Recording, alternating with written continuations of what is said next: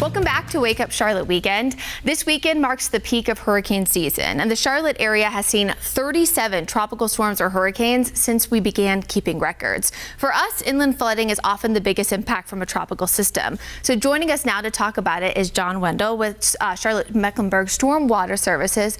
John, thanks for being here with us. Great to be back. Yeah. Also, former WCNC Charlotte meteorologist, so love that. How is Stormwater Services planning for potential flooding events? You know, you think about things you can do and things you can't. Okay, you have no control over how much rain falls. That's what happens. The things you can control. Okay, you could clear out the storm drains in front of your house. A lot of debris, especially once you get in the fall, you get a lot of leaves and sticks. If you could clean out those storm drains, makes that water go down the drain a little faster, that helps out a lot. But again, do it safely. Do it from the curbside, not into the street. So you know, and if you feel uncomfortable, if it's a busy street or something like that, call 311 and somebody will come out and take care of that. Another thing you could do is maybe if you're in the floodplain, think about raising up your HVAC system or having someone put flood vents underneath the house, or even if it's a situation where you may want to elevate the house. So all those things are available, and those are some of the things you can do. Another thing you can do is just be aware and get flood insurance, you know, and especially if you're in the floodplain. But even if you're not in the floodplain, it's good to get some flood insurance. It's available to everybody.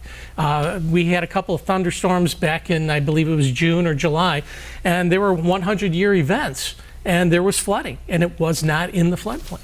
God, you can't, you know, it's hard to predict it, you mentioned, but it's sad when it happens and folks don't have insurance. Is there anything that, you know, Stormwater Services maybe has noticed in past events that they felt like they can fix better, maybe prepare better for this year? Any changes you guys are implementing? Well, you know, the thing is we would like to remove homes from the floodplain.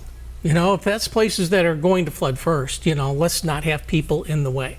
And so you can't take out all the houses. It's just too much. But what we're doing is to get inundation mapping, and where it tells us how much is going to rain, where the flood water is going to be, and we could get people out closing roads before it actually happens. You know, water can do so much damage. We know not just to homes, but also to businesses too. Other than getting flood insurance, are there things that folks can do maybe inside their home or business that can kind of limit their potential to see flood impacts? Well, as I mentioned earlier, there's some things you can do to your home. And if you're in the floodplain, you may qualify for our retrofit grant program. And we'll pay 75 to even 90% of the cost. But again, you'll have to apply and see if you could get it, you know, see if you're eligible.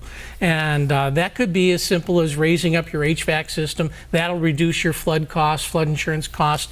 Maybe it's flood vents underneath your house. That could reduce your flood costs, things like that. And I would go to our website, stormwater.charmec.org, and look up retrofit.